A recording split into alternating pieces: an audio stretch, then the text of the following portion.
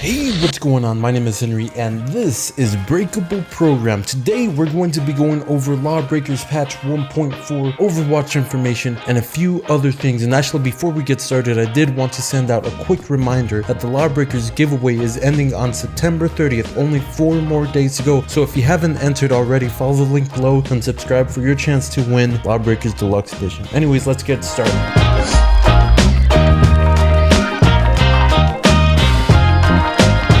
So a couple of days ago, Bosky came out with a new patch for LawBreakers, and let me tell you, they changed a lot. So let's get started with the smaller changes. They changed up the UI a bit and added some new queuing options so you're not staring at the screen as long as you did before. Objective, quick play, and skirmish have been added to the queues. So you might be wondering, what is skirmish? Bosky explained that they wanted to try out different game modes in LawBreakers to see what would work. So now for a limited time, you can play team deathmatch in LawBreakers until they decide to take it away. They did also add 2 new maps, Namsan and Clash. I actually haven't been able to play on Namsan yet, but Clash is amazing. Clash is going to go away with team deathmatch, so it's not a permanent map, but Namsam is. They also did add a new spawning system where you have a higher likelihood of spawning in a group. So instead of happening to spawn next to an enemy and immediately dying, you now actually have a chance. But those are just the small changes. The biggest change they made to LawBreakers is that fact that now you have health regen when you are out of battles. They did this because they noticed that having a battle medic on your team pretty much guaranteed a victory if the enemy team didn't have one. But they were careful not to overdo it, so there still is a reason to have a battle medic or Harrier on your team. Along with the health regen, they also boosted the health of every single class in the game, so now fights last longer and you are not dying as much. Sounds pretty good to me because I'm not that good at the game. Anyways, they actually didn't buff everyone's health the same, so some classes only got 100%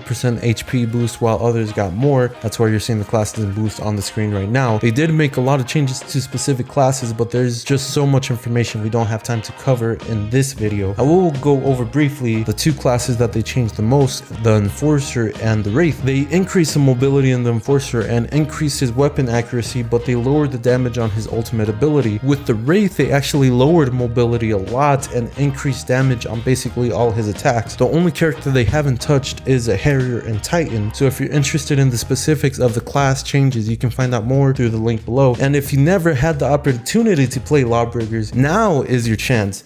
I'm not talking about my giveaway. They are actually having a free weekend from September 28th to October 2nd, so jump on that.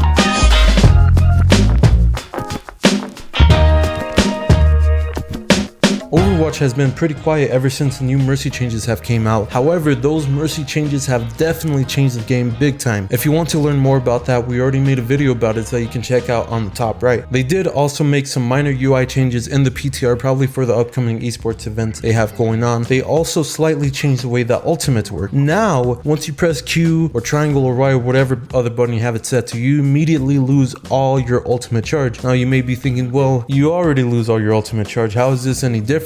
Actually, you don't lose your ultimate charge immediately. On live, whenever you use your ultimate, it degenerates extremely quickly over the span of like half a second. So if you were to die right after using your ultimate, there's a chance that you could still have some ultimate charge left over. With this new change in the PTR, however, once you press Q, it's all gone. So if you die as Genji right after you start your ultimate, but before you actually get the chance to use your blade, the next time you spawn, you're going to have to rebuild that ult all over again. That's still in the PTR, so there still is a chance it might not go to live, but most likely it will. They also said that they are going to institute a permaban for players who have accrued 3 seasonal bans in competitive. They also clarified that they don't have to be one after another. So if you were banned in season 1 and then 3 and then 5, you can still be permaban. I feel like this is just Blizzard's way of weeding out the bad players from playing the game, so they can have more time to actually develop the game instead of punishing players. So I don't think they're bad changes at all, but we'll have to see how it works in the actual live servers.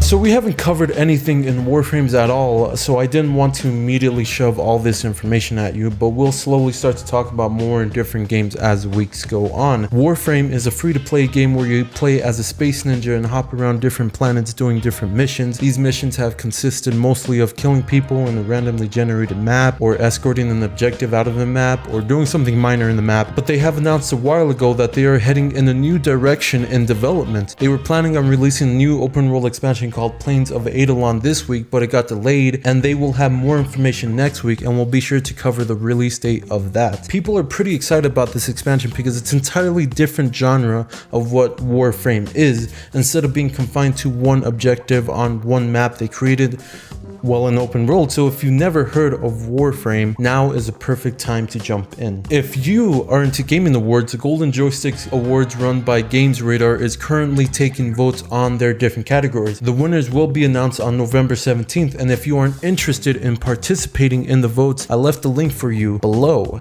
Last thing before I go, I know this video is 1 to 2 days late depending on how long it takes to edit, but that is because we moved into a new office and we were working on getting everything set up and getting internet, but going forward everything should be fine and on time. Just wanted to thank you guys for watching, and hey, subscribe so you can enter the LawBreakers giveaway, and we actually will be doing another giveaway in the future, so stay subscribed for that. Anyways, you guys have a good day and keep gaming or whatever bullshit. Okay, bye.